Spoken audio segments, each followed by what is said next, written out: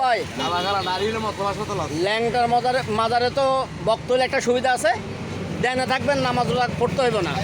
আচ্ছা, 2 নম্বর হলো কি, ওরা যখন সিদ্ধি গ্রহণ করে, মানে হেগো বাসায় আর কি সিদ্ধি, যেটা আর কি টানে, সোজা কথা তাই না, এদের তো আর হাল থাকে না কি অবস্থায়। তো পাশে একটা বাগান আছে, এই বাগানের মধ্যে যায়, ওরা সব পায়খানা টায়খানা করে বড়াই ফেলে। আর আরেক গ্রুপ যায়, তাল থাকে না, ওটার মাঝে ফিসলাকায় পড়ে গায়ে ময়লা টয়লা মাইখা। এই যে একটা কি নাজেহাল, দেখতে দারুণ ভাই। কেউ পায়খানা করতেছে, হ্যাঁ কেউ পায়খানা করতেছে, কেউ পায়খানা স্লিপ কাইটা গায়ে টায়ে মাইকা ল্যাংটার মজার। মানে যেতে মানে লেফটাই হয়ে যাচ্ছে, পাইয়া গেছে।